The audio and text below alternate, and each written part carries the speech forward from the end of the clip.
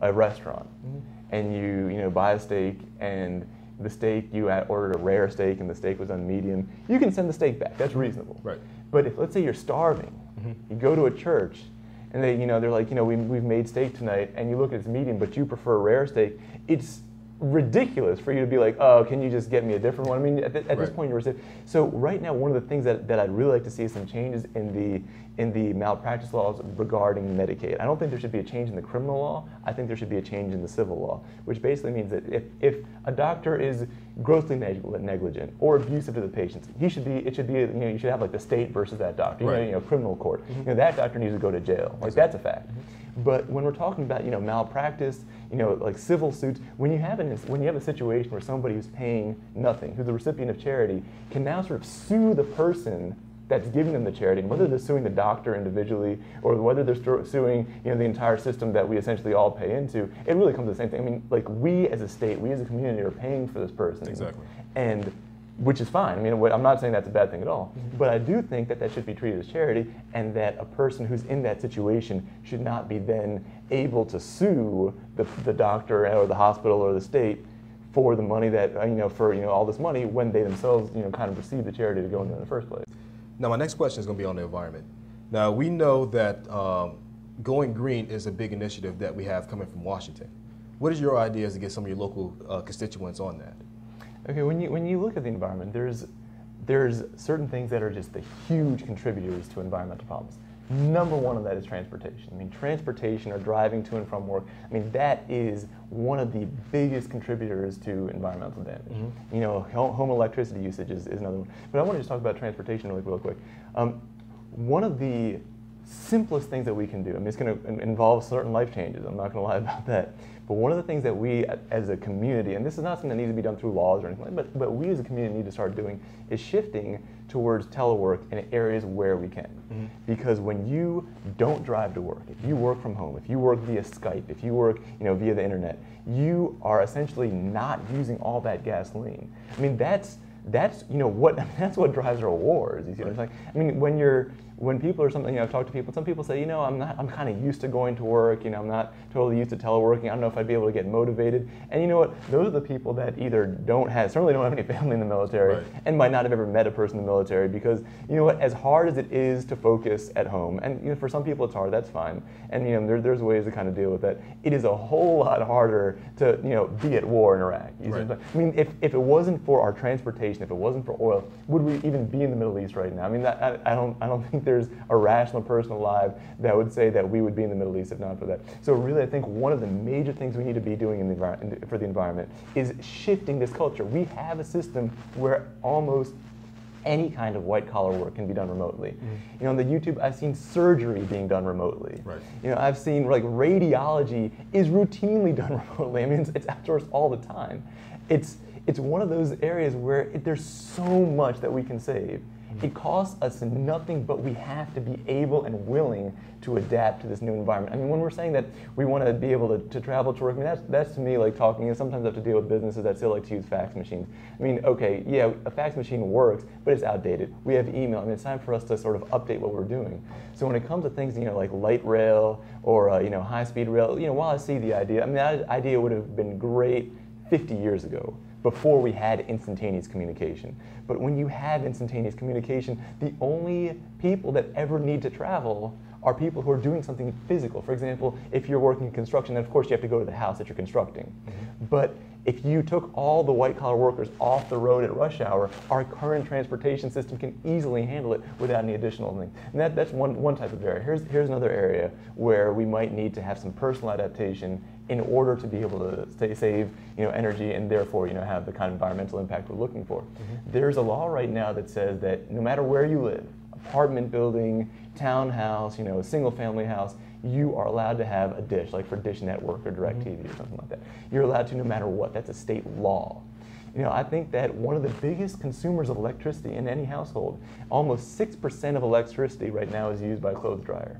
And in many areas, you are not legally allowed to dry your clothes with a clothes rack or a clothesline. Now, I understand that, okay, fine, maybe some people don't like the way it looks, But we have to decide, is this a crisis? Right. Or is this just something that we're kind of using for political leverage? If this is a crisis, then let's start acting like it's a crisis and not pass laws that say, or not even allow laws that say that the individual can't do this action, which is clearly beneficial. I mean, 6%, just to put that in perspective, when we talk about offshore drilling, when we talk about oil drilling in Alaska, that's talking about totally like 4%, maximum of our oil usage. We're talking about 6% from a simple law change that basically says that you have the right to do this thing, which benefits the environment and costs nobody anything. I mean, it's the old joke. It is the solar-powered clothes dryer, right? I mean, it's the solar technology that's existed for hundreds of years. Let's use it.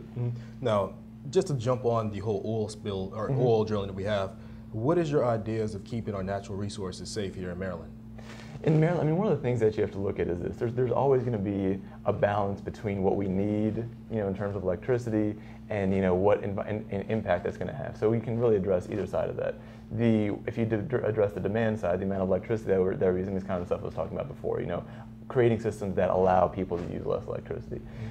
You have to look at the other side too. I mean, the libertarian credo. I mean, as a libertarian, I certainly believe in the libertarian credo is do whatever you want, as long as it doesn't affect anybody else.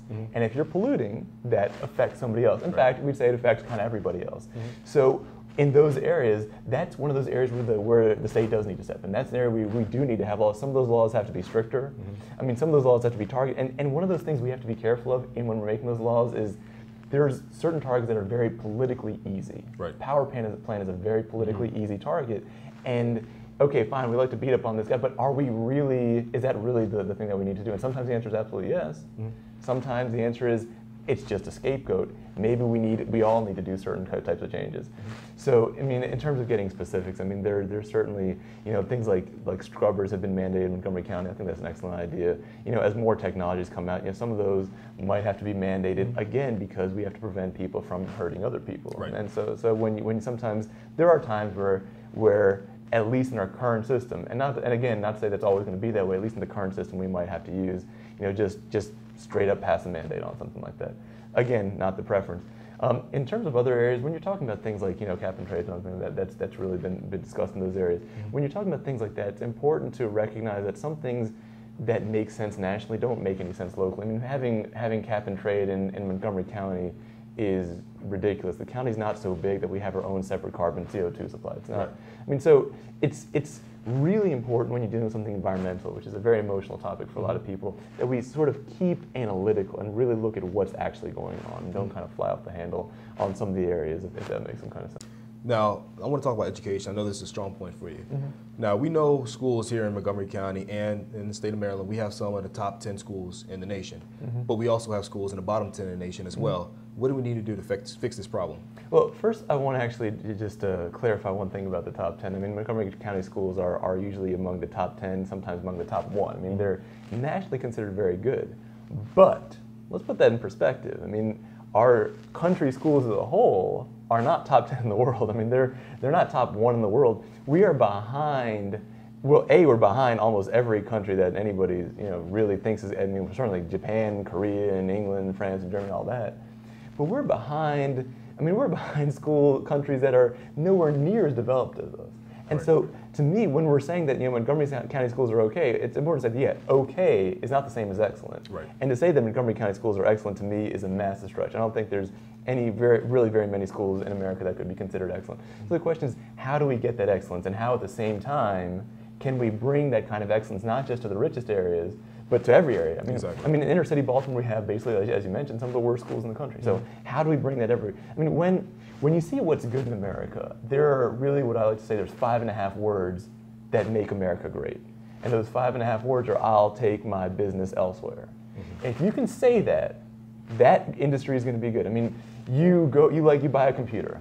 You don't like it, send it back, you can get another computer, right? So our computer systems are the best. I mean, AMD is an American company. It stands for American Megatrends. Intel, that's an American. The 2 most powerful computer chip manufacturers in the world are both American, and they compete. And the reason that they have to be excellent is because you always have another choice.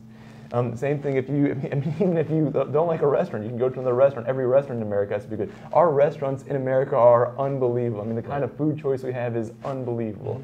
You look at books. If you don't like a book, you can just get a different book. I mean, anything that you don't like, you can get a better version of. And so everything we have in America is excellent. You know, that where you have a choice. I mean, it brings out that thing that Americans do better than any. I mean, we're not the most disciplined country in the world. We're not the most, polite country in the world, but we are the most innovative country in the world. And if you let us innovate, we can do anything. I mean, there's nothing that can stop Americans from doing stuff when we innovate. We invented the car, we invented the TV, and like pretty much everything that's ever been invented, we invented it. So the question is, how can we bring that inventiveness to education? How can we bring that genius to education? Well, we can look and see where it already is. I mean, this tiny little sliver in America of the privatized education. I'm not even talking about private schools. I'm talking about private companies, and to a certain extent, some private schools. This tiny sliver is, they're world class. I mean, you have my competitors. I mean, you have Kaplan and Princeton Review all over the world. And, I certainly don't think they're the best companies. But here's the thing. The reason that they're as good as they are is because people have a choice to go elsewhere. So the question is, how do you do that in a school system? Now, some people say that, well, why not just make it so you can go from, if you don't like your public school, you can go to the one district over. And to me, that's like saying that if you don't like Starbucks, you can just go to the other Starbucks. I mean, it's not really a choice. So what I'd like to see is a system of real choice. And there's a lot of ways to accomplish this. I mean, there's hundreds of ways you can look at, but here's one nice simple way. It's called a voucher program. What do? You give every single student a certain amount of money they can spend only on schools. They can use their voucher to go to a public school. They can use it to go to a charter school. They can use it to go to a private school. They can use it to go, wherever they want. So what does that do? It means that now the poorest student in the entire state can say, he can go to a school and say, or his parents can go to the school and say, you know what, I don't like the way things are here, I'll take my business elsewhere. And when you say that this person who had before was essentially powerless, now has this power, of course they're gonna be more involved. I mean, people say that parents in Montgomery County are more involved than parents in Baltimore County. Why? Because they have political connections, they have wealth, maybe only one parent's working, the other parent has all day to, put pressure on the school. So of course it's gonna be different. But if you give that kind of power, and of course a lot of people in Montgomery County have that ultimate say. They have enough money that they can just send their kids to a private school. And when you really have that kind of ultimate power, you're in a position where anybody can basically say that they're going to go elsewhere, that they can do whatever, they can basically send their child to another school, and that allows for that kind of innovation, that kind of creativeness. And I think what you'll see in that area is not people just going. I mean, the idea of a well-designed system shouldn't be to send people from existing public schools to existing private schools. It should be to foster a marketplace of new schools. Because when you have a marketplace of new schools, not only do you have this choice and innovation and new ideas and all that, but you have something else. You have economic growth. In the same way that we saw, I mean, look at what happened with the internet boom. We had this profusion of wealth in all different areas of the economy. We could do the same thing in education if you allow there to be something called a startup school. We don't have startup schools right now because they can't compete with a free public school, but you just give them a chance. And I tell you, you'll see innovation in schools the kind of which have just never been seen before in America. And that, to me, is really the direction our education system needs to be moving in, towards choice.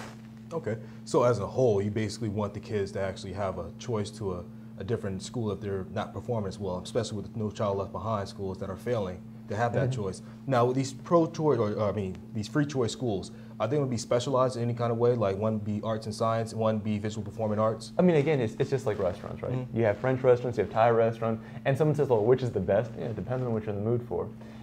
If you're, people ask me, like, what's the best type of school, as an educator? And I say, if you have a kid that's super motivated, the best you can do for him, get out of his way, Montessori is the best you can do. You have a kid that's super unmotivated, what's the best you can do with them? Super, like a very disciplined school. You have a kid who has like this talent in the arts you want to develop, you want to send him to an art school. You have a kid that has talent in music, you want to send him to you want to send a kid to the school that's going to be the best for him. Now, how does that happen? That happens because there's a demand and somebody creates it. I mean, if there's, like you can look at like sports, right? Like after school sports, let's say all of a sudden a lot of kids wanted, in an area, like they were like, hey, I really want to do lacrosse. I promise you there's going to be a lacrosse camp within a week. And the same thing you can see in schools. You have a demand for a school that's this way or whatever. I mean, you will see that type of school because now there's a demand. Now, no matter how rich or poor you are, you're attractive to business. Right. And that means you're attracted to people who are going to be creating new ideas that will address what you need. I mean, this is an area that I work in a lot. I mean, my entire company, Arvin Vohra Education, is about creating these new ideas to address these needs that I see. And you know, I'm not the only person that does. And there's hundreds of people and thousands of people in the state. You put those same people to work, helping not just the top 1% in terms of wealth, but in terms of helping everybody. You're going to see. I mean, the